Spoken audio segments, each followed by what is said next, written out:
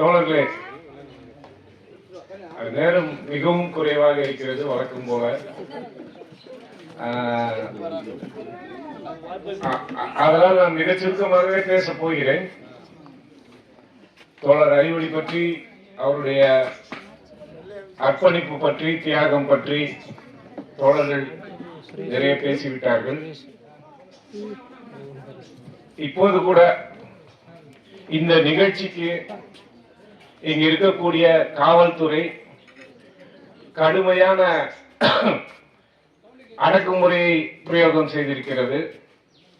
தோழர் அறிவொளியுடைய சகோதரரை அழைத்து அவர்கள் இந்த நிகழ்ச்சியை நடத்தக்கூடாது என்று மிரட்டியிருக்கிறார்கள். இதை பிரம்மாண்டமாகலாம் நீங்கள் செய்யக்கூடாது, ஒலிபெருக்கியெல்லாம் வைத்து இதை நடத்தக்கூடாது என்று கூறியிருக்கிறார்கள். அது மட்டுமல்ல, தோழர் அறிவொளி இந்த இடத்தை, அதாவது அவர் தங்கியிருந்த இந்த குடிலை மனிதன் பதிப்பகத்தின் தொடர்ச்சியான ஒரு அலுவலகமாக பயன்படுத்த வேண்டும் என்றும், அதே போல அவர் தொடங்கிய அந்த மனிதன் பதிப்பகம் தொடர்ந்து நடைபெற வேண்டும் என்றும் நம்மிடமும் பேசியிருந்தார், அவருடைய சகோதரரிடமும் பேசியிருந்தார். அதையும் கூட செய்யக்கூடாது என்று மீண்டும் அவருடைய சகோதரரை மிரட்டியிருக்கிறார்கள். மொத்தத்தில் இந்த நிகழ்ச்சியை நடத்தக்கூடாது என்று அவர்கள் முயற்சி செய்வதிலிருந்தே உண்மையில் தோழர் அறிவொளியின் தன்மை என்ன என்பதை நாம் புரிந்து கொள்ள முடியும். அந்த வகையில் உண்மையில் தோழர் அறிவொளி அவருடைய இறப்புக்கு பிறகு கூட அவருடைய நினைவேந்தல் கூட்டம் கூட இவர்களுக்கு அச்சுறுத்தலை ஏற்படுத்துகிறது என்பதை நாம் புரிந்து கொள்ள முடிகிறது. நாம் காவல்துறைக்கு ஒரு விஷயத்தை சொல்லிக் கொள்ள விரும்புகிறோம். நீங்கள் அடக்க அடுக்க, ஒடுக்க ஒடுக்க இத்தகைய விஷயங்கள் மீண்டும் மீண்டும் எழுந்து வரும் என்பதை நீங்கள் புரிந்து கொள்ள வேண்டிய அவசியம் இருக்கிறது. நீங்கள் அறிவொளியின் நினைவேந்தலை ஒரு நிகழ்ச்சியை நடத்துவதற்கு எதிராக மிரட்டல் விடுப்பதன் மூலம் நீங்கள் அவரை பற்றிய அல்லது அவருடைய அர்ப்பணிப்பையும் தியாகத்தையும் அவருடைய கொள்கையையும் நீங்கள் மறைத்துவிட முடியாது என்பதை தெரிவித்துக் கொள்ள விரும்புகிறேன்.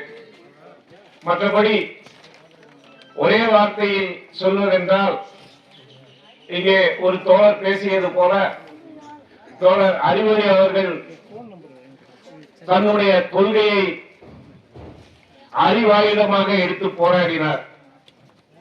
இந்த அரசு வெறும் ஆயுத போராட்டத்தை பார்த்து மட்டும் பயப்படுவதில்லை, இது உண்மையில் மக்களுக்கு தெளிவை ஏற்படுத்தும் அறிவாயுத போராட்டத்தை எதிர்த்தும் பயப்படத்தான் செய்கிறது.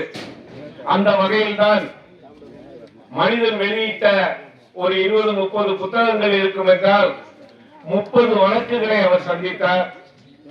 30 வழக்குகளுக்காக பலமுறை கைது செய்யப்பட்டார், பலமுறை துப்பாக்கி முனையில் மிரட்டப்பட்டார்.